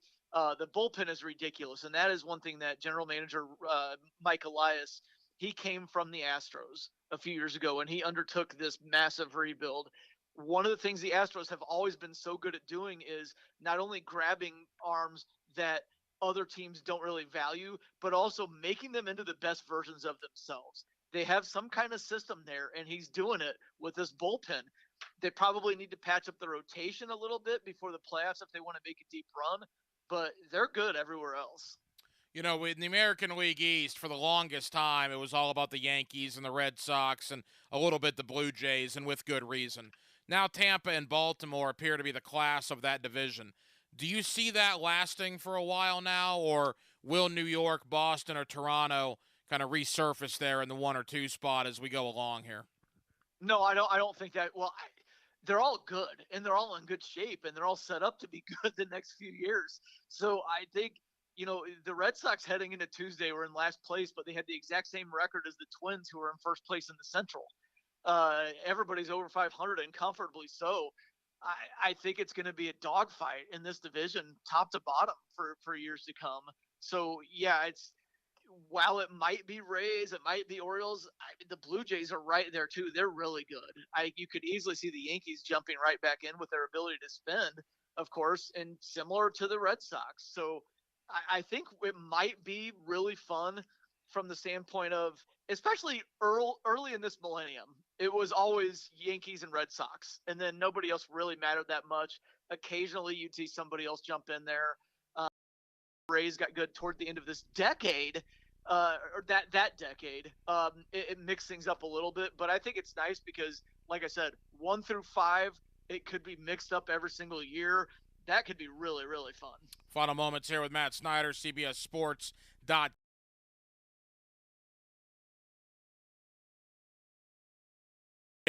In the National League East, the Mets, who really knows what's going on, although off with Pete Alonso, the 3-run homer to beat Tampa a night or so ago. But what is your thought on the NL East? Is it the Braves and everybody else at this point? Yeah, I think so. And the only caveat there is with being hurt for a long time, I guess as the Braves try to patch up the rotation and kind of tread water until those guys get back, and it's going to be a while. It'll be in the second half, so it'll be a long time. I guess that leaves an opening for either the Mets or Phillies to get hot. I don't believe in the Marlins at all. So it would be the Mets or the Phillies getting hot. I would take the Braves on any futures ticket right now, and I would be very confident in it. The Mets are just kind of a mess, and sure, things could break right for them, but I'm also like, Max Scherzer's 38 years old. Justin Verlander's 40. So much of the rotation hinges on those guys being aces. And they might be fighting father time right now. And you can't really win that battle. You can stave it off for a while, but you never win it. Even Tom Brady started to find out, like, at some point you start to lose that battle. So, yeah, and the offense too. It's just Starling Marte. I worry about him being cooked. The offense is top heavy. I just don't think the Mets have enough, and they're probably the second most talented team there. The Phillies might be the one to watch. If they get everybody right and they start kind of firing on all cylinders like they did in the playoffs, maybe they could push the Braves a little bit. But it's 7 games right now between the two, and the Braves will get Fried and right back at some point in the second half. They're probably going to be a monster in September, so I'd go all in on the Braves. It's good times here in the city of Jacksonville. We got a lot of Rays. We got a lot of Brave fans, Absolutely. and they are clearly 2 of the best teams in Major League Baseball. Matt Snyder, CBSSports.com. Matt, know you're busy, brother. Thank you for the time. We'll do it again soon. All right, take care. Now, a PGA Championship update on 1010XL, brought to you by Mr. Sparky of the First Coast and MyBookie. Westwood One Sports presents this special report on the 105th PGA Championship.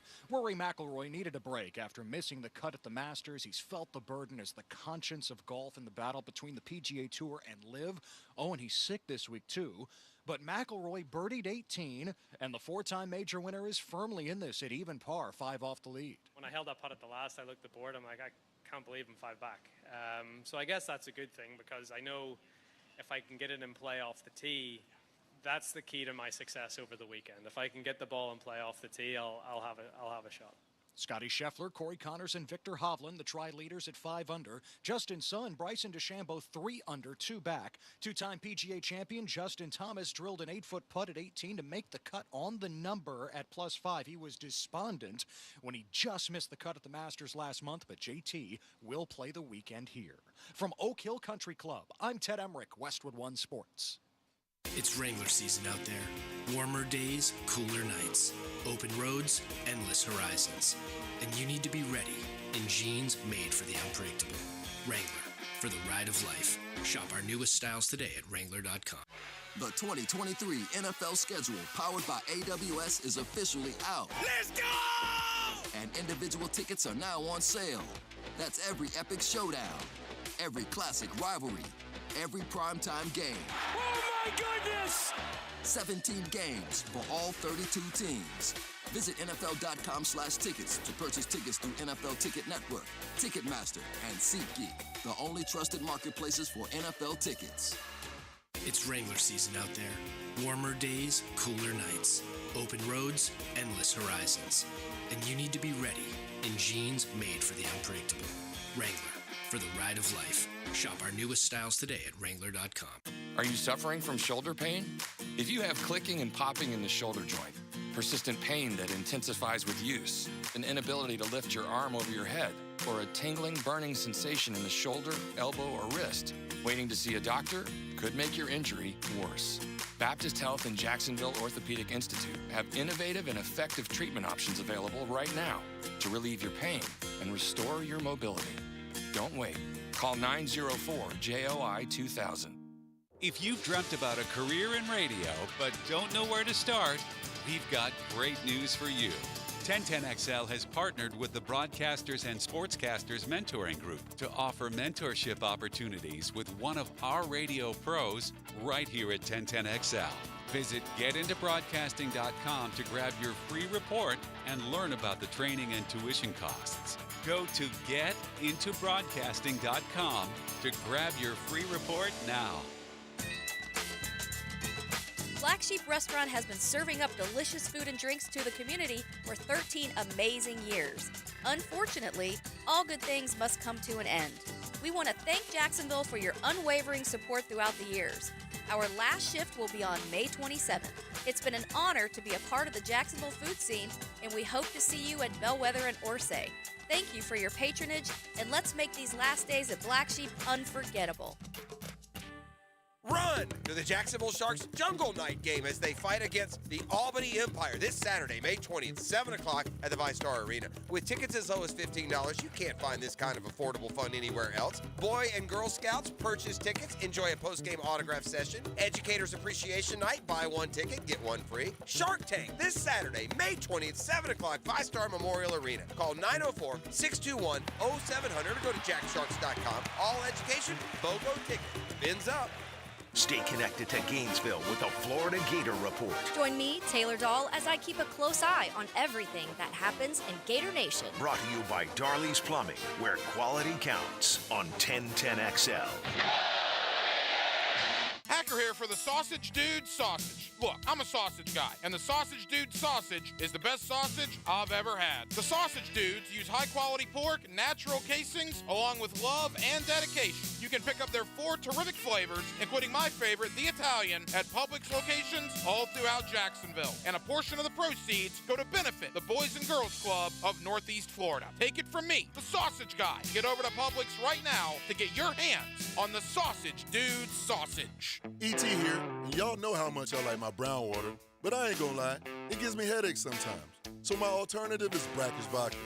This gluten-free alternative to Tito's is 100% local, and all money stays right here in Duval. Not only does Brackish Vodka make you feel good, but when you support Brackish Vodka, you're also helping local charities. Try it side by side with your favorite vodka, and you will taste and smell how natural Brackish Vodka really is. And when you do, remember who sent you. Come on, somebody. Come to Bowden Eye for all your eye care needs. Hicken here. Did you know that dry eye disease affects up to 60 million Americans? Dry eye disease is known to progress. Dry eye disease is one of the most common but least diagnosed eye conditions doctors see in their patients. Many of us who have dry eye may not even feel it. At Bowden Eye and Associates, visit today for your personal consultation. Keeping the First Coast focused. Bowden Eye and Associates. New location now open off County Road 210 in St. Johns County. Hey, it's Matt Hayes, and I said yes to Yas, Dr. Mitchell Yas, and the Yas method. Now, I know you've probably tried medications, treatments, injections, even surgery. Maybe the reason you're still in pain is because they're treating the wrong thing and not addressing the root causes. Well, I know from personal experience, this does happen. But I found the best-kept secret in pain elimination, Dr. Yas and the Yas method. Call him today, 904-906-YASS, and say yes to Yas. This is your Mad Dad's Update with Chapter President Donald Ford. Mad Dad's is asking for good, committed men who want to be part of an organization that has been around for 17 years. We are a group that is part of the solution, not the problem. We are a group that don't stand around murmuring and complaining, but get into action and hit the streets to get the community to break the code of silence to remove the murderers off our streets. We do not require a lot of time, just willing and able bodies to get involved. We've had far too many murders this year already not to get involved. If you want to be part of this great organization, call 904-718-1649. We're looking for men, not men acting like boys. Hit me on Facebook and tell me what you think. For information about Mad Dad, go to Mad Dad's Jacksonville Chapter Facebook or MadDadJacksonville.com. 1010XL is presented by Farah and Farah, the official personal injury law firm of the Jaguars, protecting you and your family. Call 396-5555, Jacksonville. This is Hacker After Dark on 1010XL. Back here on 1010XL and 92.5 FM in the city of Jacksonville. We are glad you are with us. Rookie minicamp in the rearview mirror. The Jaguars are on the field beginning next week for OTAs, and we are just over 2 months away from training camp. Boy, that's hard to believe. Ben Lindsay of Pro Football Focus. He's one of our guys here on 1010XL. We love talking numbers with Ben, and he's always kind enough to join us here in the city of Jacksonville. Ben, it's been a while, man. How are you? I'm doing well. It's good. It's good to be back on talking some football. Hey, Ben, appreciate it as always. All right, you and I haven't talked really this off season. I think last time we talked was right around the Super Bowl. So just in totality, I mean, the Jaguars were quiet, although if you take into account Calvin Ridley and 13 draft picks, they've certainly added a lot to the roster. But, Ben, what's been your thought on what the Jaguars have done here over the last, say, 3 or 4 months? Yeah, it's been a different sort of all season from what it's been the last couple of years, right? 21 and 22 all seasons. They've been big spenders in free agency, right? 21, they go out and get their franchise quarterback and Trevor Lawrence. It's been a little bit more of a quiet off season this year, but that's to be expected. They're basically just retooling a roster that was good enough to go to the playoffs last year. With that first-year coaching staff, with Lawrence sort of taking a step, and their biggest move didn't really even happen in the offseason, bringing in Calvin Ridley. So I think it hasn't been anything super flashy, but I like what they've done, just sort of retooling that roster. You know, I certainly want to get into Calvin Ridley and what he will bring to this team in a moment, but the PFF folks, Ben, your colleagues, I think you as well, correct me if I'm wrong, have never really been all that high on the Jaguar offensive tackle tandem in Cam Robinson and Jawan Taylor. And now all of a sudden, Jawan Taylor is gone, goes to Kansas City for just enormous money. Cam Robinson reportedly facing a suspension, and this is likely his last year in Jacksonville anyway. So now in comes Walker Little, potentially on the left side, and first-round pick Anton Harrison out of Oklahoma on the right side. Ben, your thoughts on the offensive tackle position here in Jacksonville? anytime that you have a inexperienced tackle duo like that, it's a tough spot to be in because the offensive line is usually a position that takes some time to gel, and you don't really want to be going into a year, even though Little's been there a few years, only has like 6 starts, I think. Harrison, obviously a rookie. It's a tough spot to be in, at least while Robinson is suspended going into a year like that. Even if Robinson, right, hasn't graded super well for us, same with Taylor. His run blocking numbers were kind of what hurt him there. He's always been a solid pass protector for them. But there's talent there to work with Little and with Harrison. Harrison was one of the cleaner pass protecting tackles in this class. He's not a mauler in the run game like a Darnell Wright, but someone who has a lot of reps there and can come in and potentially give them quality reps early in the year on that right side, and then just see what they can get with those two guys developing. With Robinson coming back later in the year, there's question marks for sure, but there's at least talent to work with. Yeah, that to me is one of the more interesting questions. If Little and Harrison are playing well, Cam Robinson, we don't know the length of the potential suspension, but odds are it's not going to be a full year. How will that dynamic work when Robinson's able to come back? That'll certainly be something to follow as we move along. Ben Lindsay, Pro Football Focus. All right, Ben, you mentioned Calvin Ridley. Certainly the biggest acquisition the Jaguars will add to their offense. They did it at the trade deadline last year.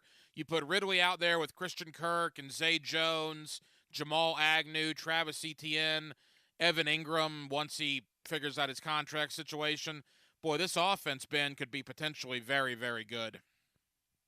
It can, and that's the strength of their team, in my opinion. And it was really a strength last year, and you go out and replace essentially Marvin Jones with Calvin Ridley. And if it's the Ridley that we saw last time he played a full season in 2020, it's what they were missing, right? Their biggest strengths in that receiving core were sort of over the middle of the field with Christian Kirk in the slot, with Evan Ingram. They had some guys produce on the outside with Zay Jones primarily, but bringing in Ridley, he's a very good separator, very good route runner. He can win downfield. He's not the jump ball type receiver that I thought they might look to add, but a legit number one who can go in and really strengthen that group for Trevor Lawrence and potentially raise the ceiling of that offense. What does Calvin Ridley's addition do to, say, Christian Kirk and even Zay Jones, Jamal Agnew? I mean, obviously more 3 and 4 wide receiver sets, but last year people were going over the top, right, on Kirk and even Zay. Won't Ridley being out there free those guys up even more? Yeah, that's the thing when you add a legit number one type of receiver like Ridley, it just makes the rest of what you have in that receiving core even more dangerous, right? Because that Ridley's going to get more attention, which is going to open up things, like you said, for Kirk, for Ingram. You've seen that with teams who have gone out in recent years and added a number one type receiver with the Eagles and A.J. Brown, the Dolphins and Tyreek Hill, even the Bengals going out and drafting Jamar Chase. I'm not saying that Ridley is that type of player, but adding talent really just makes everyone else more dangerous, right? Because you have to split that attention more. It's going to create more open targets for Lawrence and lead to good things on offense. Ben Lindsay, Pro Football Focus, here with us on 1010XL in Jacksonville. You mentioned Trevor Lawrence, year 2, and Doug Peterson's system.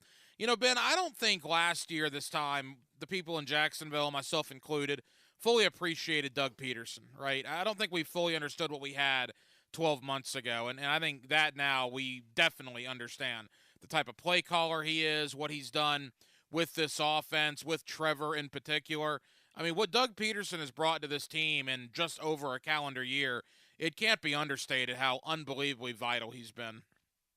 It's huge. Right there, sort of with that quarterback position is offensive play caller. And the ability to keep Lawrence comfortable and create open targets for him, which I think they did a great job of last year, particularly over the middle of the field. It's been massive for Lawrence and was a big reason why he took that step forward. And I think when they're going into 2023 and their second year together now, that's only going to improve as that familiarity gets better and they have more time to work together. There's reason to be excited about this offense heading into next year. Ben, I want to talk about the rest of the division real quick. Final thought on the Jaguars. Arden Key leaves in free agency. Tennessee gave him a pretty good contract for a guy that only played 41% of the defensive snaps. I don't begrudge Arden Key for leaving. I would as well for, $7.5 million a year. It does leave a little bit of a hole for the Jaguars. They have not filled it yet. They drafted Yasir Abdullah. They did a couple things in the draft. There's a lot of veteran free agents out there that I would think the Jaguars at some point will sign. Yet talking to Doug Peterson and Trent Baalke, they seem to think Trayvon Walker, Josh Allen, even a Caleb Chason may take that step this year. What's your thought on the Jaguars as far as being able to affect the opposing quarterbacks in 2023? With Key leaving, he didn't have a high snap count necessarily, but I do think it's going to hurt them because he was effective in that designated pass rusher type of role, a guy that they can move around. That's kind of sort of what you see in Abdullah coming out of Louisville. He kind of fits that mold potentially, but obviously a rookie, a sort of later pick, so you can't really count on him to be a big contributor in that rookie season. So it really just puts more pressure on those starters that you mentioned, on Josh Allen, who has already been one of the key starters on that defense, and Trayvon Walker. He showed it in flashes his rookie year with those high-end reps. It's just doing it more consistently getting after the quarterback. I think both of those guys are going to play a big number of snaps next year because there isn't a ton of depth behind them. Hoping for someone like Chason to sort of break out at this stage of his career, it's tough to bank on. Yeah, Chason is in a contract year, and we know sometimes how that can motivate players. Quickly, Ben, they got a lot of middle linebackers, man. They drafted Ventrell Miller in round 4. You got Shaq Quarterman, Foye Oluokun, Chad Muma. And then there's Devin Lloyd. And I look at those middle linebackers. Do you think they might move Devin Lloyd around a little bit? Maybe certain instances, maybe even have him out on the edge trying to get to the quarterback? Yeah, I could see that because that was something that everyone talked about when he was coming out of Utah, his ability to come down on the edge and serve as an extra rusher there. So, right, losing Key and talking about what we were just talking about with the lack of depth behind Walker and behind Allen and sort of the position clog they have at middle linebacker, I could see them moving him around and just trying to use his athleticism different ways because he did show early in the year, right? He made some good plays in coverage. There were stretches where he played well, but he kind of fizzled out down the stretch. So trying to get him going however they can, I could see them moving him around and moving him down on the edge. All right, Ben, the AFC South is going to look vastly different this year. 3 brand new quarterbacks, all taken with the top 33 picks in the draft. C.J. Stroud in Houston, your thoughts on what the Texans are getting there? Yeah, Stroud is a guy who is super accurate at Ohio State, and we've seen that the last couple years with some different quarterbacks, with Fields, with Haskins. They have a lot of talent, right? They had 4 – essentially he was playing with 4 round 1 wide receivers when all is going to be said and done. So it's going to be a difficult transition to the NFL, but he's accurate. I think he's more mobile than he showed in Ohio State. But the biggest question with him has always been pressure and how he handles it. So going to Houston in a situation where that offense isn't super talented, they have a new coaching staff, even though the offensive coordinator is a former PFF analyst, Bobby Slowick. I like the direction that they're heading, but I think it's going to be potentially a rough year for him in year 1. A couple more for Ben Lindsay of Pro Football Focus. To Indianapolis we go. Anthony Richardson, a guy we know very well here from his time in Gainesville. Ben, they got Gardner Minshew. Admittedly, Minshew would be a placeholder, but are you of the opinion that they should give Richardson the keys opening day, which, ironically enough, comes against Jacksonville, or do you think Gardner Minshew may start maybe the first month of the year? In my opinion, Minshew's probably going to start the year. It's not just the fact that he's a bridge quarterback. He's a bridge quarterback that Shane Steichen brought over with him from Philadelphia. So I think there's a good chance that he sort of gets the chance to start early in the year, along with the fact that Richardson was viewed as more of a raw developmental type quarterback. I think they could try to bring him along a little slower. But obviously, at some point, they're going to turn the keys over to Richardson, drafting him in the top 5. And super talented. Again, it's just a situation where it's going to be rough on them offensively next year. In my opinion, offensive line taking a step back, receiving core not that great. They're along with the Texans are going to be a team who's rebuilding. There was a disconnect when it came to Anthony Richardson. Guys you talk to that cover college ball thought one thing. NFL draft guys were salivating over him. Where were you at on Anthony Richardson in the pre-draft process? Yeah, I think there's enough there to take a chance on him, the way that the Colts did in the top 5. Obviously, accuracy was a major issue at Florida, and that's something that we've seen some guys improve in the NFL. Richardson, his closest athletic comps are guys like Vernon Davis, Calvin Johnson. Right? He's a freak. He can make all the throws, and I do think he has more pocket presence and sort of natural quarterback traits to work with than some people gave him credit for. But the accuracy is something that's going to have to be basically reworked completely. It's something that's going to take time, but I don't mind the Colts taking the chance that they did there at 4th overall. Final moments with Ben Lindsay of Pro Football Focus. Finally to Nashville, Tennessee. It's been an interesting offseason. We mentioned Arden Key. They signed a lot of guys like that, Ben. A lot of guys that maybe weren't starters elsewhere get to go to Nashville and become starters.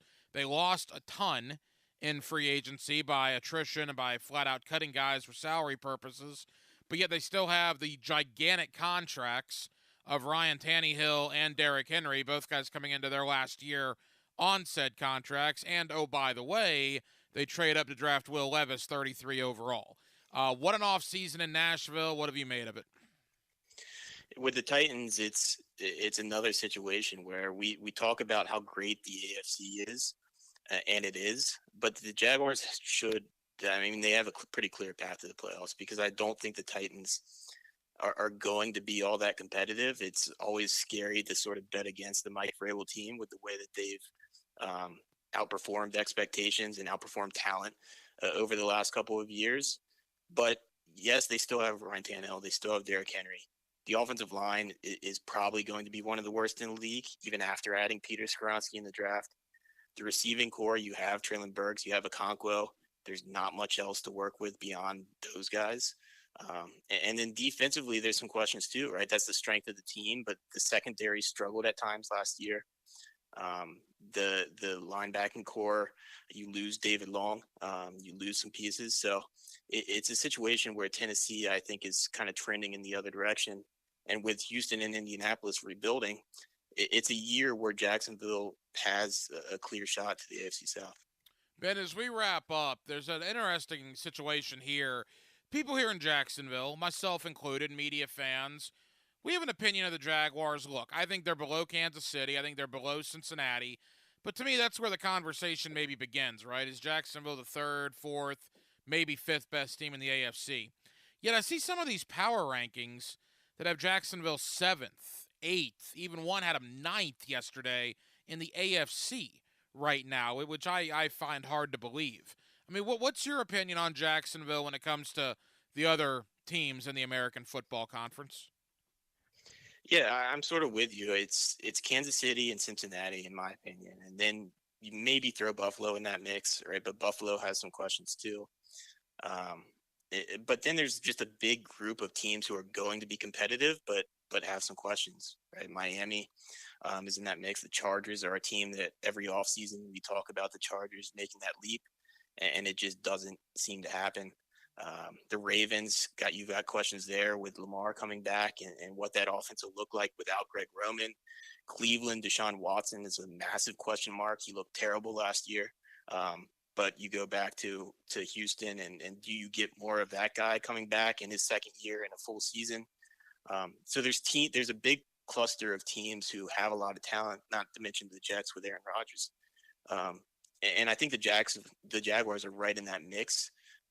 I'm not sure where I would slot them exactly, but they're in that tier with Baltimore, with New York, with Miami, with Los Angeles, with Cleveland, sort of as a challenger to the Chiefs and Bengals at the top of the conference. Yeah, I'll tell you, like you said, the Jaguars right in that mix. I agree with you.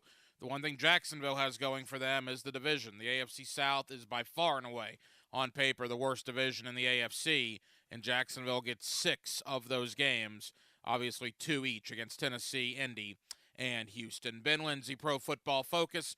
Ben, appreciate the time, man. Know you're busy this time of year. Thank you. We'll talk again soon, my friend. Anytime. Thanks for having me. Now, a PGA Championship update on 1010XL. Brought to you by Mr. Sparky of the First Coast and MyBookie. Westwood One Sports presents this special report on the 105th PGA Championship. Visit PGAChampionship.com and download the PGA Championship app to follow all of the action and get real-time updates. It's easy to cheer for Michael Block this week. The club pro from Mission Viejo, California, tied for 10th after his second straight even par 70. Block 5 off the lead, and all the club pros from the PGA of America in attendance this week are in his corner. I heard that all day, actually, out on the golf course, that, hey, you're one of us, could keep it going, which keeps getting me emotional to even think about that. So to have those guys all behind me is an amazing, amazing thing, and that's why I'm here. Scotty Scheffler, Corey Connors, and Victor Hovland lead after 36 holes. They're 5 under. Justin Suh and Bryson DeChambeau 3 under, 2 back. Only 9 out of 156 players are under par after 2 rounds. From Oak Hill Country Club. Now, more Jaguars today on 1010XL 92.5. Has been furnished by the PGA. There's something about this game. Golf brings us together no matter how or where you play it. We're inviting everyone to try it, no matter your age, skill level, or location. Visit MakeGolfYourThing.org to search for resources in your area that will help you get started in the game. Anywhere fans go to cheer on their team, there are behind-the-scenes MVPs, ensuring everything is game day ready. We see you, Joe, fixing seats so every fan can enjoy every game. And Allie, who keeps her stadium running smoothly from the moment the first game starts to the last play of the season. At Grainger, you're our MVPs, and we're always here for you, with supplies and solutions for every industry and 24/7 customer support. Call, click Grainger.com, or just stop by. Grainger, for the ones who get it done. So I'm here with Danny Van Sickle, director of the Electrical Training Alliance. Danny, tell me about your program. Hey, Rick, we're a 5-year electrical apprenticeship. Our students start out making over $30,000 a year, and right now graduate making over $80,000 a year, including benefits. There is no tuition and no student debt. You just have to apply and get accepted. Did you say no tuition and no student debt? You heard that right, Rick. Once you're accepted into the program, your only costs are the books and the course fees, around $700 a year. Wow, that sounds like an amazing opportunity. How can I learn more? Just go to etajax.org. Apply by May 18th. It's time to play Fix That Plumbing Problem. What do you do when your water heater stops working? Contestant 1? Heat water on the stove? Come on, really? Or maybe in the microwave? Contestant 2? That's right. Just call the Duck. For new water heater installations or repairs, just call the pros at Duck Duck Rooter. Commercial, residential, any plumbing issue. When you're stuck, call the Duck. 904-862-6769. Trivia Tuesday, $5 Whiskey Wednesday, Thirsty Thursday, Discount Cocktail Friday, Live Music Friday and Saturday, MLB Baseball every week. Players Grill has something for you all week long. Players Grill, where the neighborhood meets. This Date in Sports History is brought to you by Southeast Orthopedic Specialists. On May 19, 1909, in his first defense, Jack Johnson fights Philadelphia Jack O'Brien to a no decision in 6 rounds to retain his world heavyweight crown. Prosser here for Lifetime Enclosures and Lifetime Flooring. With the weather starting to turn for the better, look ahead. Get that backyard ready for spring with a new screened-in enclosure. Maximize the space you have and make it great with Lifetime Enclosures and Lifetime Flooring. They truly are best in the business. If you have the space and the idea, give them a call today. Lifetime Enclosures and Lifetime Flooring. Showroom just off Phillips Highway. Tell them Prosser sent you. WJXL AM, WJXL FM, Jacksonville Beach, 1010XL. 10XL. Are you an experienced automotive technician and tired of working for employers who put profit over people? Then come to Action Transmission on Merrill Road and get trained on how to diagnose and rebuild today's complex transmissions. See how we're different. Get traction on your career and come to